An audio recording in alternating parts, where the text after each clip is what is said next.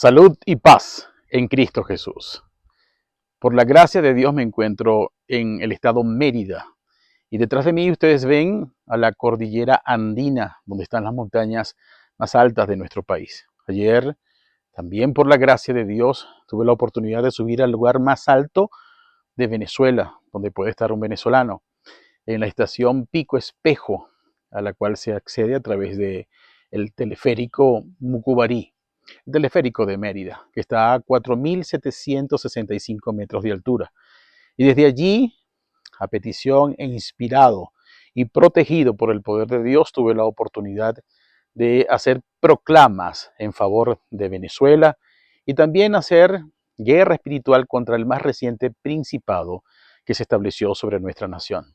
Por lo que espero en el nombre de Jesucristo ver, mientras me alcance la vida, las resultas de lo que el Señor ha ordenado por medio de mi boca.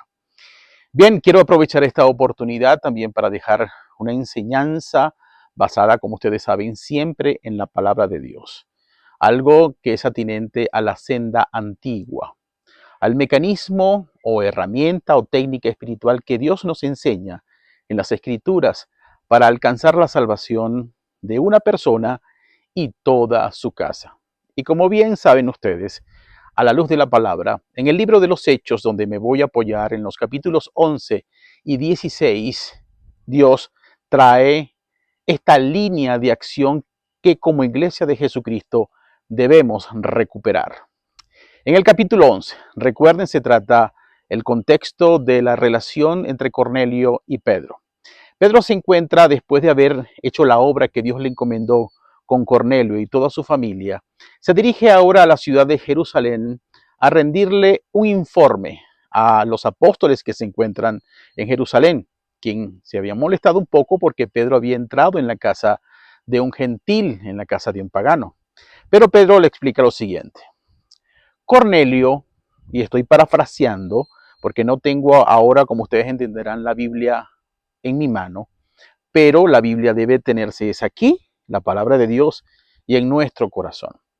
Cornelio, dice Pedro, nos contó cómo un ángel lo visitó estando en su casa y le dijo que buscara a un tal Simón que lleva por sobrenombre Pedro, porque Pedro tenía que declararle algunas palabras por las cuales él, Cornelio, necesitaba oír y serían salvos él y toda su casa.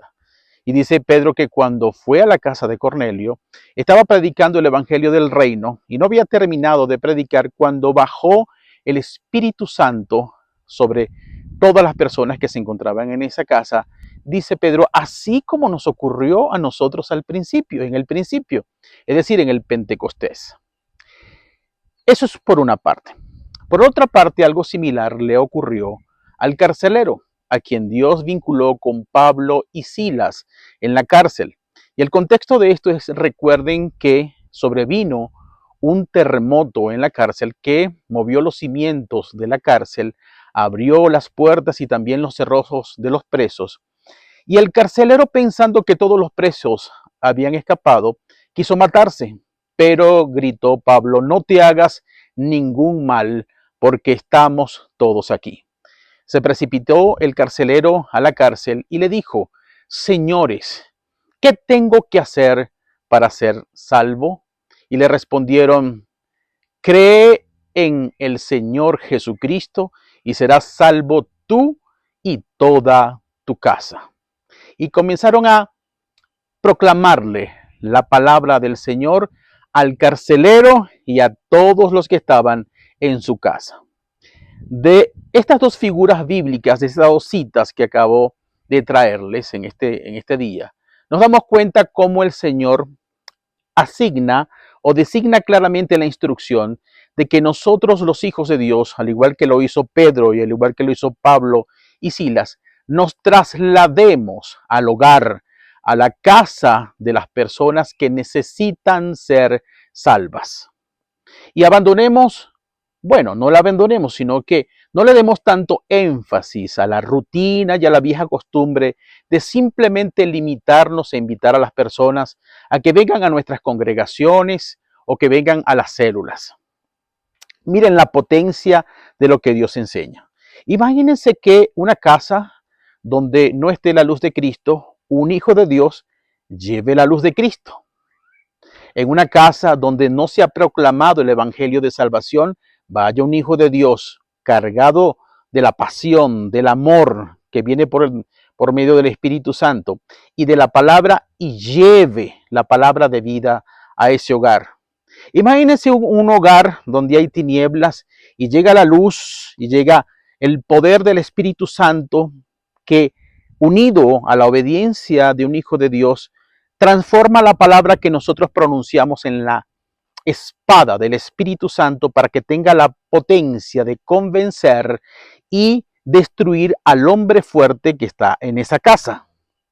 Por eso Dios nos recomienda que dejemos de ser cómodos e invitar sencillamente, sino que vayamos como una inserción, como una invasión del reino en las casas donde se nos permite entrar.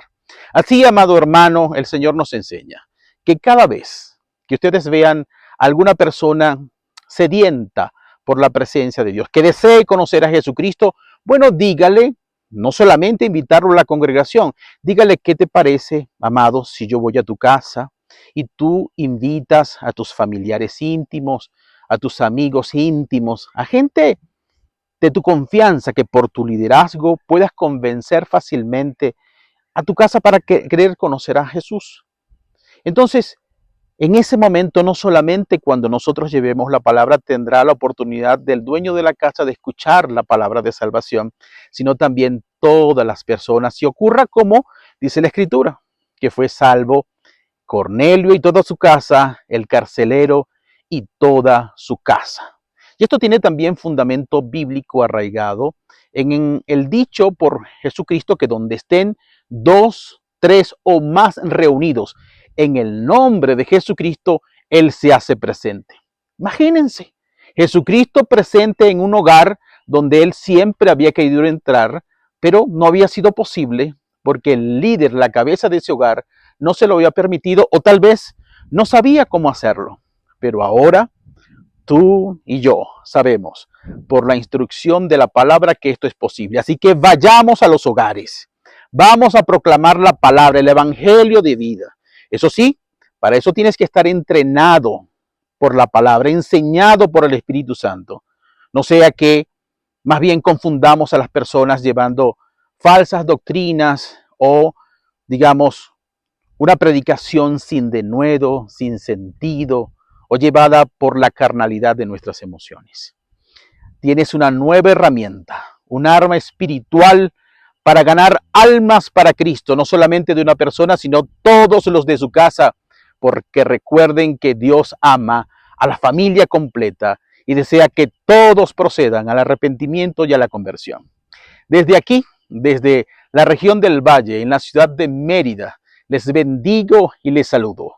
Ya saben, si Dios quiere, viviremos y nos seguiremos amando por la palabra de Dios. Dios les bendiga y Dios les guarde.